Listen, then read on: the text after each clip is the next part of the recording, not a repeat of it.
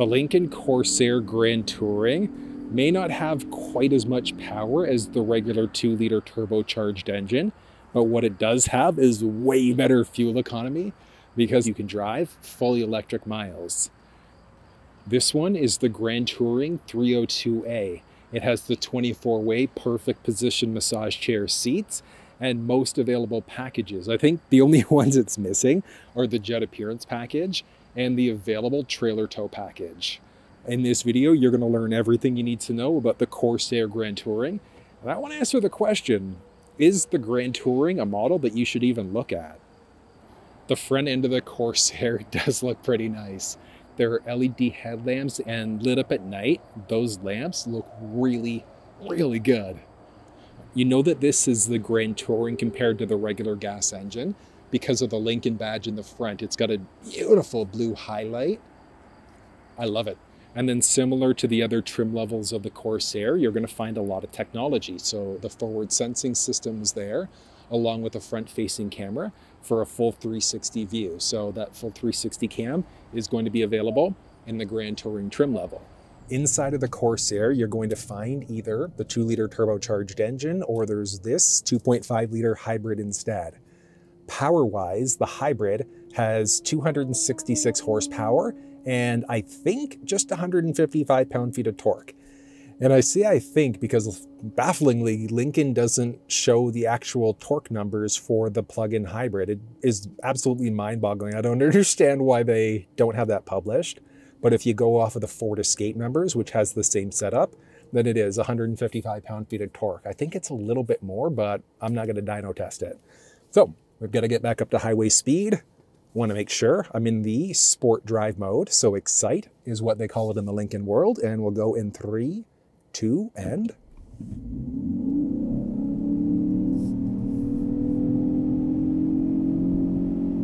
$100. Nice. Yeah, the power there, it's obviously not going to be the best possible power you can get. That's where you're looking at the regular 2-liter engine instead because it's got way more torque. But I think for most people, that's going to be more than plenty power. It obviously crushes your fuel economy when you speed up that quickly, but that's where kind of coasting regularly otherwise is really going to come into play. There's no engine cover underneath the hood here, but if you're doing some things yourself, you can easily fill up your wiper fluid and then change your oil as well. And then the warranty inside of the Lincoln world is pretty solid. So your basic is going to be a 4-year, 50,000 mile, 20,000 kilometer.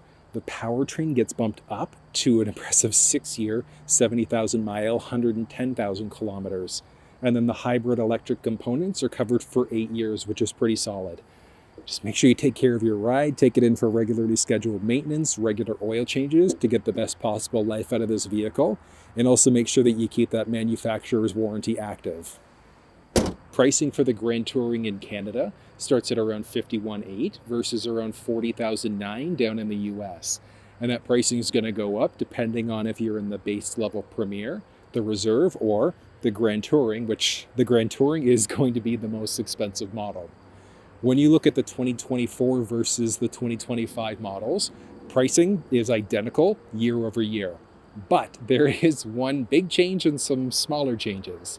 There are a few paint choices that are not going to be available for the 2025 model.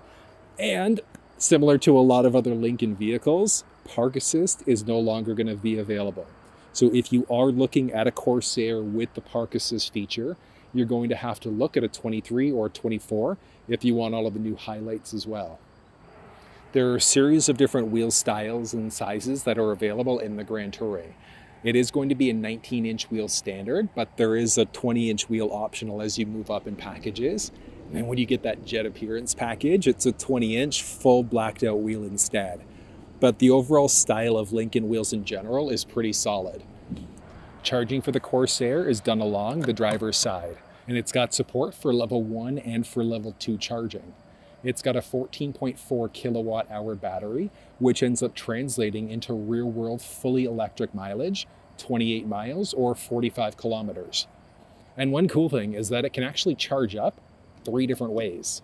Way number 1 is plugging it in, so level 1 or level 2 support. Way number 2 is through regenerative braking. So as you start to slow down, you brake, it's going to recapture some of that charge in order to charge up the battery. Way number 3 is that it is going to charge the battery up as you drive. When I first picked this car up, it didn't have any charge on it whatsoever.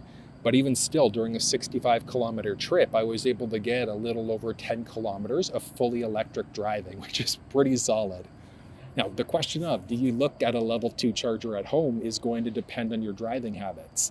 Like realistically, a 14.4 kilowatt hour battery is going to charge up pretty quickly. Like at most, with a 1 kilowatt draw from the wall, you're charging up in 12 to 14 hours, which is pretty solid. So honestly, I think for the plug-in hybrid, you'd be more than okay with just a regular wall plug.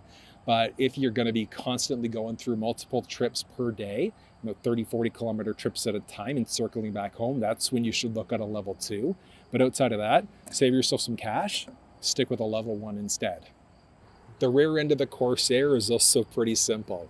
There are LED taillights, a nice black bezel that follows all the way through.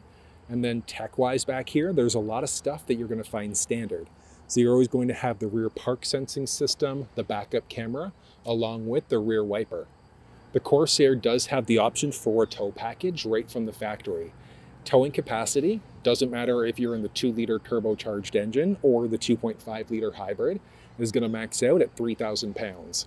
If you're looking at towing more, you're looking for a 2023 or prior Nautilus, or you could bump yourself up to the Aviator instead. So you do have different options that are available. The bottom part of the bumper has a nice glossy highlight, and you are looking at dual tip exhaust inside of this ride. And getting into the trunk can be done so many ways. So there's a button to the left-hand side of the steering wheel. You can use the key fob to do it. Just underneath the second L in Lincoln, there's also a button there that you can push. And then some versions of the Corsair Grand Touring also have a foot-activated power liftgate. So all you're going to do is swipe your foot underneath and foot-activated power! I love that feature. It's not standard across the Grand Touring lineup or the Corsair lineup in general, but it is pretty cool. The downside to foot-activated is that if the sensors are covered in snow, it's not going to work. But that's where all the other options to get into the trunk come into play.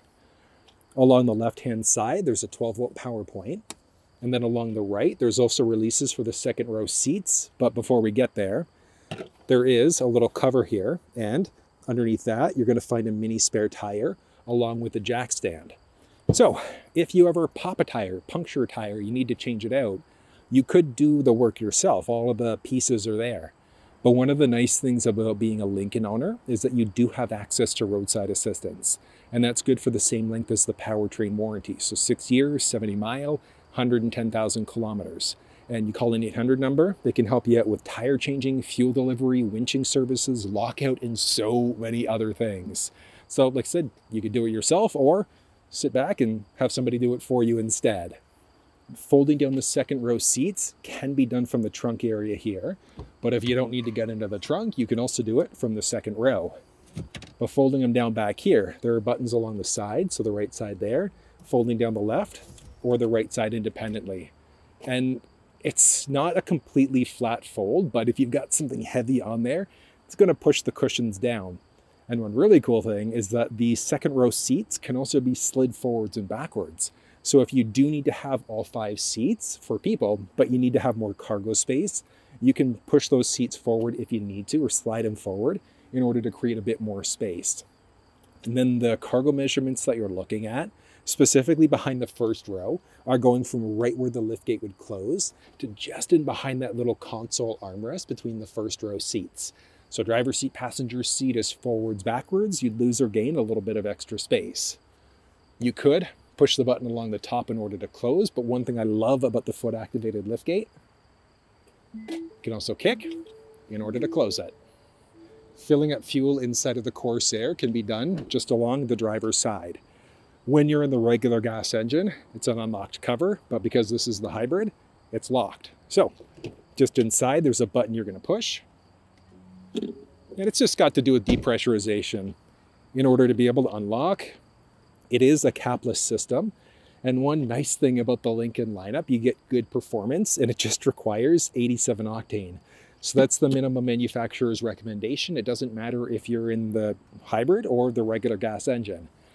But here's the argument for the Grand Touring versus the regular 2-liter turbocharged engine instead. Fuel savings. Like, there's no other way to put it.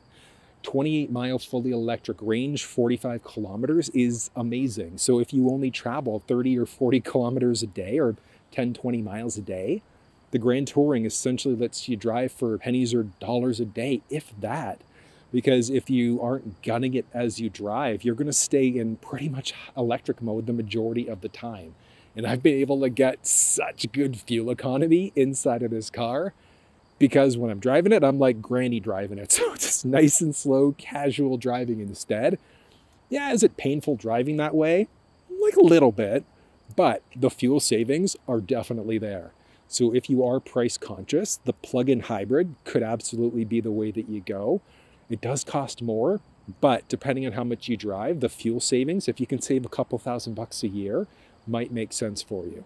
The Corsair is fairly low profile, which I love. It's small, it's nimble, it's got good fuel economy, and because of the size, the overall handling is solid. And getting into the car is not tricky by any stretch. So I'm 6 feet tall. Getting into the first row is easy enough. The second, also easy. And there is an assist handle along the second row, just in case Granny needs help to get inside. The Grand Touring model of the Corsair is this nice blue lettering, just a small highlight letting you know that it is the hybrid. The side view mirrors here have a little camera on the side. They've got turn signals, they're power folding, auto dimming, and they also have the blind spot monitoring system. So you can see there as we go to lock. That's nice. And getting inside, just going to reach in order to hop in. All right. Along the side, there's driver's seat memory that's going to be standard. The option for adjusting the seats slightly differently. I'll show you how this works in a second. Got a speaker up high and down low. Seat controls, power folding side view controls, so all your side view mirror controls, window controls, and some door storage. You've got some basic controls to the inside, a power telescoping steering wheel. These are the thermoplastic rubber trays right from the factory. Honestly, recommend getting them because it's way easier to clean these than the carpeted mats. The Lincoln scuff plate here also lights up nicely at night. The seats are leather, and this one has the available 24-way perfect position massage chair seat. Listen to that start up. That's nice. And you can just, oh yeah, you can see that, look at that. A nice head-up display. So if you've got navigation going, that'll show up in your head-up display, but it's got all of the basic information that you need. The steering wheel inside of the ride is extremely comfortable. It is heated, so you can control your heated steering wheel. There's heated and ventilated first row seats as well inside of this ride. You've got a voice command prompt, adaptive cruise control, and this also features Lincoln's Blue Cruise system, which is full hands-free driving. But if you want to walk through, like you want to know how to use the steering wheel buttons, use the cruise control system, and even go through the infotainment, you'll find walkthroughs down in the description. I love the car has paddle shifters, so you can easily adjust gears out that way as well. Same thing, if you want to walk through on paddles and how they actually work, you'll find it down below. But the wheel itself is comfortable. The infotainment system is feature-packed. It features wireless Android Auto and Apple CarPlay. There's factory navigation. You've got climate controls baked right into the screen as well. This one is the 14-speaker Revel audio system. So this is just coming out of the microphone.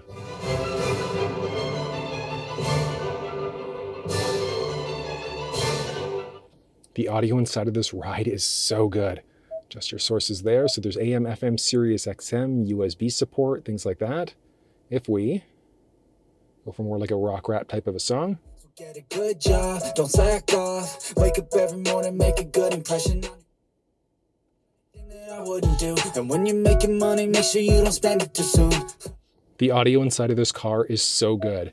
You're going to find piano key shifters inside of the ride, a wireless charge pad with 2 USB power points, spring-loaded tray, series of selectable drive modes, So you've got a Preserve EV, strictly electric driving mode, Excite if you want better response overall, Conserve, a slippery mode, which is going to play with traction control, stability control, and things like that. There are cup holders that feature ambient light.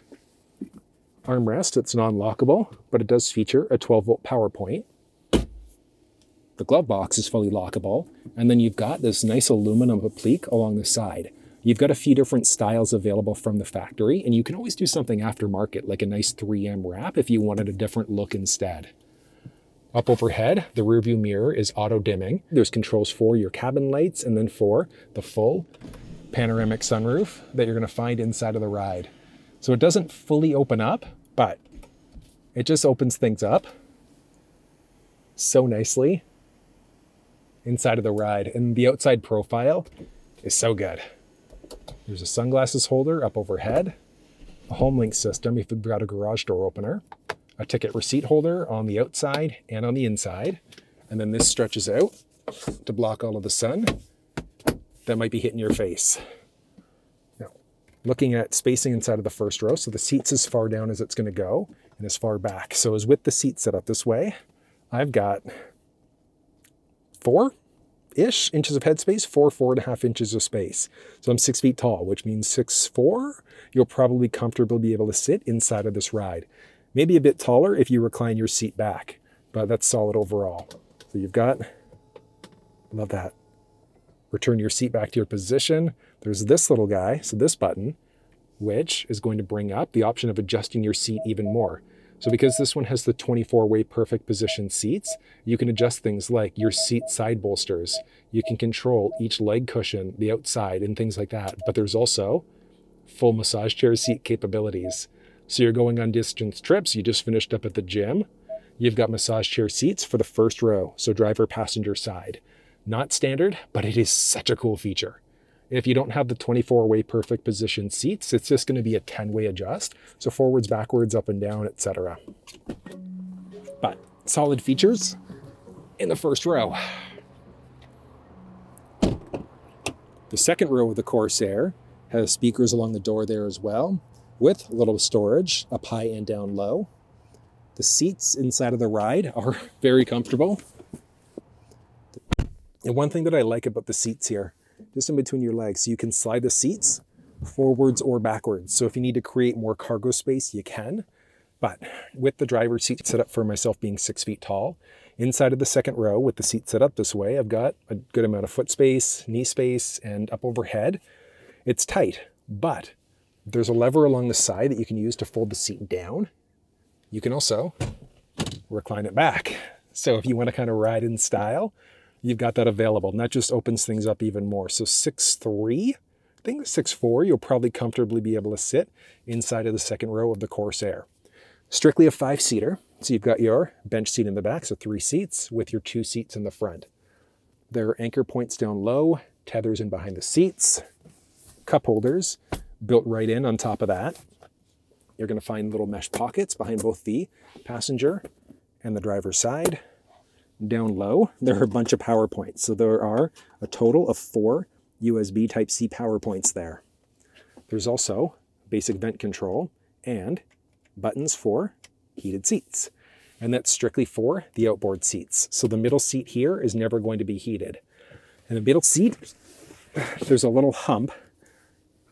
So, I mean, could you fit 3 adults my size back here? Yes, but if you've got younger kids, shorter family members or friends, whatever the case may be, they won't have an issue sitting back here. The middle seat, it's not the most uncomfortable seat that I've been in, but it's funny, I say this all the time. Most manufacturers' middle seats are like they're the forgotten seat all the time. But if you need the space, it is available here as an option. There's a little handle, hook, and light along the passenger side, along with the driver's side. So a little handle, hook, and then an overhead light control as well. But overall, the interior of the ride here is solid. This is going to be the black interior. There are different color choices that are available. The red one looks surprisingly nice, but the color choices you go for are going to be a matter of preference. But the black interior with the red exterior, I think looks pretty sharp. One thing I've definitely been trying to do inside of the hybrid is maximize the available fuel efficiency, because with the hybrid, when you've got electric power, it can run strictly off of electric. So in my mind, I'm like, I'm technically driving for pennies in comparison to relying on driving with gas instead. So I'm finding that I'm driving a little bit more relaxed than I normally would drive. The handling inside of the Corsair is pretty solid. Up to speed. Gas engine's kicking in here. That's pretty impressive. That's pretty good. It's something that I've really come to appreciate inside of Lincoln and Ford vehicles. Blue Cruise, which is fully hands-free driving. So you don't even need to keep your hands on the steering wheel at all. It can control the gas, it'll control the brake, steering wheel, etc. It is a phenomenal system. If you're the type of person where you spend a lot of time driving on highways and interstates, honestly, being able to drive hands-free, it's kind of cool. I'm not gonna lie. And seeing the way that Lincoln does it, it's so neat. Because inside of the cluster, it goes blue, letting you know that it's now hands-free available. And then it also shows you inside of the head-up display. But I love the animations. I really like the overall display and the way that Lincoln's done this. How do you complain? Like, fully hands-free driving, you do have to be looking at the road, because if you start looking away, eventually you're going to get a message on the screen telling you that you've got to pay attention. Yeah, there we go. Watch the road. So you do have to keep your eyes forward. You can't be sleeping, nodding off, whatever the case may be. But it's a very useful system. The cabin noise inside of the Corsair is also very minimal. There's a little bit of noise, but it is a very quiet ride at the same time, even just going regular highway speeds here. Yeah, at least you'll hear a little bit of road noise, but it's not bad by any stretch. And if you're really concerned about the road noise, you could always just use the Revel audio system in order to drown out that noise. The Lincoln Corsair is only available all-wheel drive, and that just leads to handling that is solid. Really good handling there, and with it being all-wheel drive, you are going to get better performance in the wintertime. And then if we look at its turning radius, it's one thing I love about it being such a small car. Such a good turning radius there. But the equivalent in the Ford world would be the Ford Escape. But I love that the hybrid version, the plug-in hybrid version of the Corsair is all-wheel drive versus in the Ford world, strictly front-wheel drive. It's definitely something that it's got going for it. But if you want to walk through, like you want to have a head-to-head comparison of what the Corsair is like in comparison to the Ford Escape, check down in the description of this video. I have put together a little walkthrough explaining the key differences between the two vehicles. So do you look at the Corsair Grand Touring as your next ride? It's going to depend on you. It is a little bit more pricey compared to the regular gas models. But if you only drive 20 or 30 miles a day or up to 40, 50 kilometers a day, the fuel savings could be more than worth it. But you can find all the tech walkthrough videos and then links off to Lincoln Canada and US down in the description of this video. But if you found this useful, give it a thumbs up, share it with someone if you think they might find it helpful. And until I see you next time, take care.